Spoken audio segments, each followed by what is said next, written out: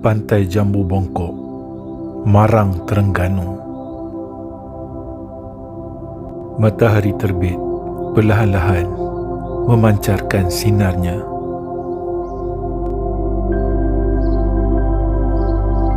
Berhampiran kemahku, aku lihat dua orang penduduk tempatan mengangkat perahu kecil turun ke laut untuk memancing ikan.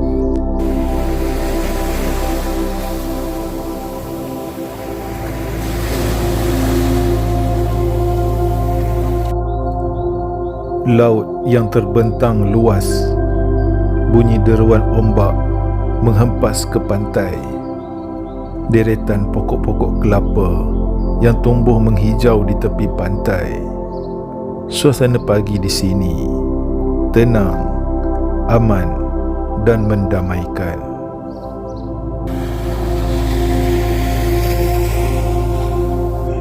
Di kampung Jambu Bongkok ni, aku bermalam di sebuah pondok berhampiran dengan kedai makan Pok Jang.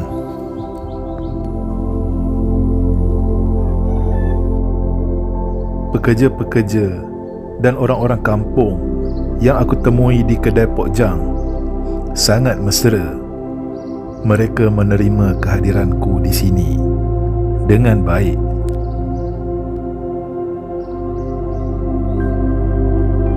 Aku mula bersiap-siap untuk memulakan perjalanan. Suasana yang tenang dengan pemandangan yang indah di sini, aku berasa berat untuk memulakan kayuhan.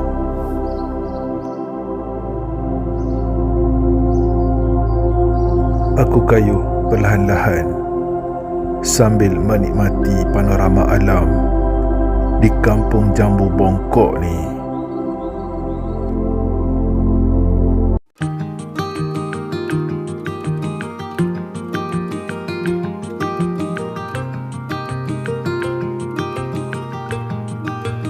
Wonder where you go when we're in the same space. You're more like a ghost in between a place and a feeling.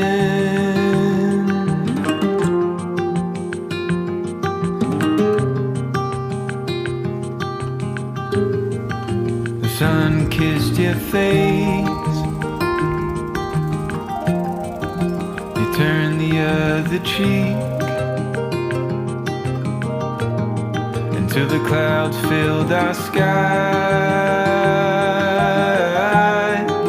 Am I the reason why you're always so quiet? So quiet. The air's filling up the room, we can't move it around. Is there nothing I can do to hear you make a sound? Won't you tell me now?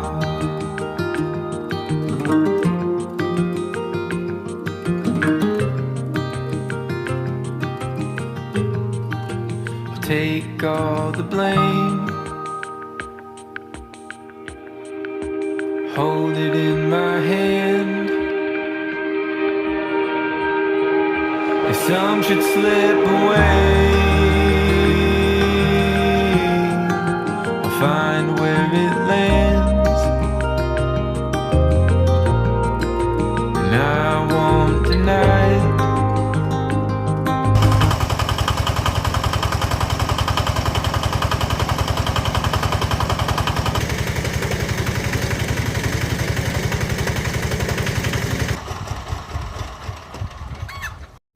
Di perkampungan nelayan, kampung Jambu Bongkok, Pok Teh pulang dari laut membawa hasil tangkapan. Rezekinya agak baik Beliau bersyukur dengan hasil tangkapan yang diperolehinya hari ini. Pok Teh menggunakan kail Apollo, mata kail kecil yang disusun pada satu perambut. Teknik ini biasa digunakan oleh nelayan untuk menangkap ikan. Di usia emas, kudratnya masih kuat. Kehidupan seorang nelayan, ada hari hasilnya banyak, ada hari cukup-cukup sahaja. Namun yang penting, usaha tetap diteruskan dan rezeki semuanya datang dari Tuhan Yang Maha Esa. Kalau duduk kat mesin ni, mesin perahu buat air.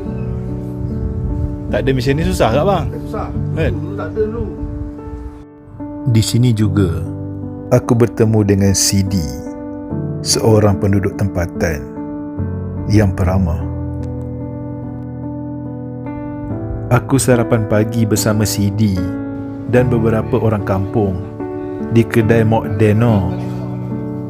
Aku cuba menyelami kehidupan dan budaya masyarakat di sini. Sarapan pagi sambil melihat pemandangan laut, nikmat yang tidak dapat digambarkan. Penduduk di sini masih mengamalkan cara hidup tradisi bermasyarakat, bergaul, mengambil berat di antara satu sama lain. Mereka hidup dalam keadaan yang harmoni. Langit membiru, pokok-pokok kelapa tinggi menjulang, melambai-lambai ditiup angin. Rumah-rumah kayu tradisional masih berdiri teguh, menyimpan 1001 kisah kehidupan masyarakat. Lembu-lembu ditambat di kawasan lapang, meragut rumput dengan santai. Pemandangan yang tampak sederhana namun cukup indah dan menenangkan.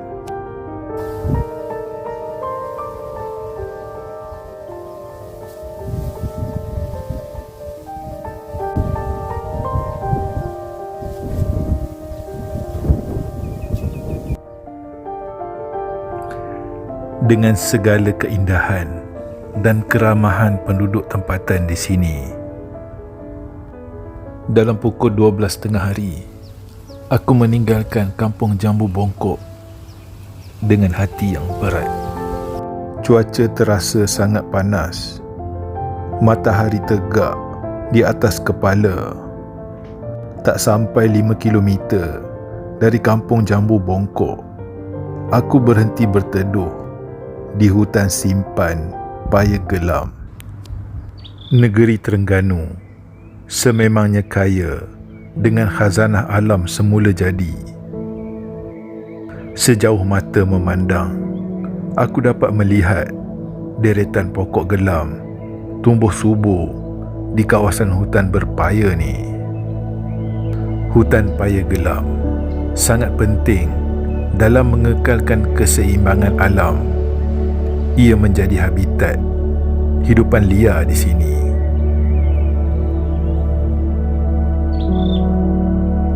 Aku berjalan berseorangan di dalam hutan Paya Gelam ni. Suasana tenang dan damai di sini. Hanya kedengaran bunyi burung-burung dan bunyi angin yang meniup daun-daun. Cahaya matahari yang memancar menerangi lantai hutan yang lembab ni. Pokok-pokok gelam tumbuh rapat di kiri dan kanan laluanku. Setiap langkahku membawa aku lebih dekat untuk mengenali keindahan dan keunikan ekosistem hutan Paya Gelam ni. Pokok gelam, batangnya yang tegak dan kulitnya yang berlapis menjadi ciri istimewa hutan ni. Hutan semula jadi yang indah ni membantu melindungi kawasan sekitar dari hakisan dan banjir terutama ketika monsun timur laut. Hutan ini bertindak seperti sponge yang menyerap air. Kok gelap, spesies yang tahan lasak. Ia mampu hidup di kawasan berpasir, berasid dan sentiasa lembap. Hutan yang kelihatan biasa dari luar ni sebenarnya menyimpan pelbagai rahsia dan khazanah yang sangat bernilai. Semoga keindahan hutan simpan paya gelam ni terus kekal untuk generasi akan datang. Dalam pukul 1 tengah hari, aku tiba di Rantau Abang, lokasi yang terkenal sebagai tempat pendaratan penyu untuk bertelur. Di sini terletaknya pusat konservasi penyu yang berperanan melindungi telur penyu, menetaskan anak penyu dan melepaskannya semula ke laut. Usaha ini penting bagi memastikan kelangsungan hidup spesies penyu yang semakin terancam.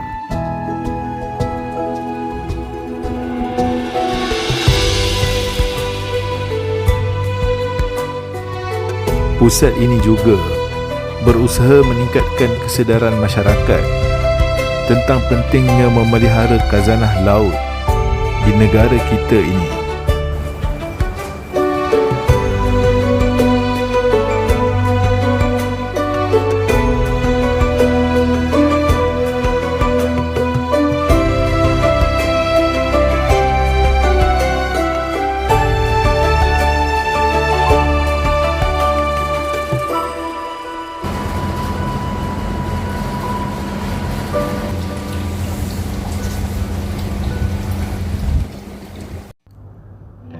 Aku menyambung semula kayuhan.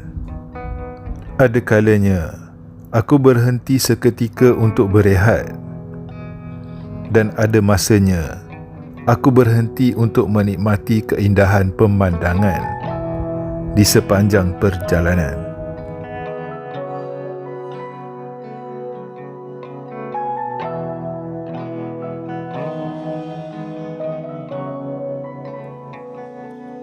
I created hell for myself.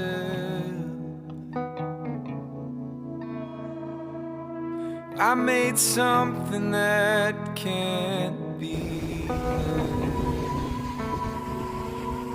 So I Pantai Teluk Bidara. could be alone. So I could be alone.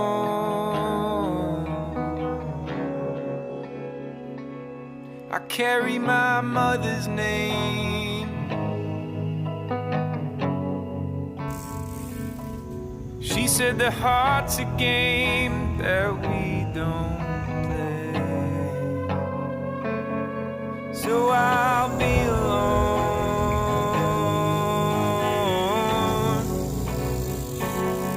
Yeah, I'll be alone.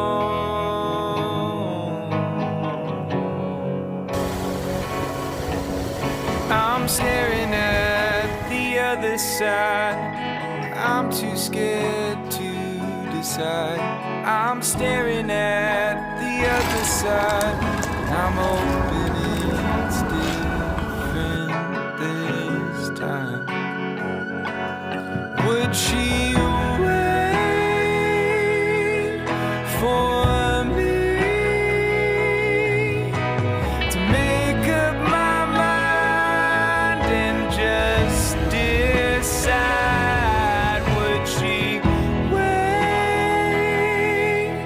for me to make up my mind and just decide?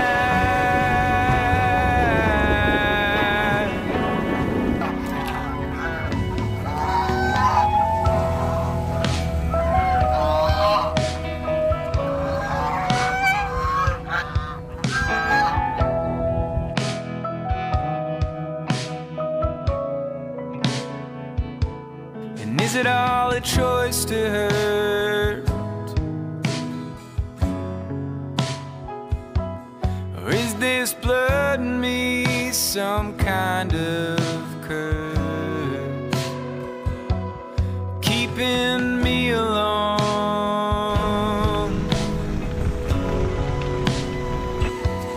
keeping me alone.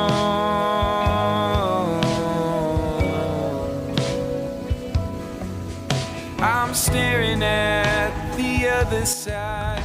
Aku terus berkayuh dalam malam yang semakin gelap, mencari lokasi yang sesuai untuk bermalam.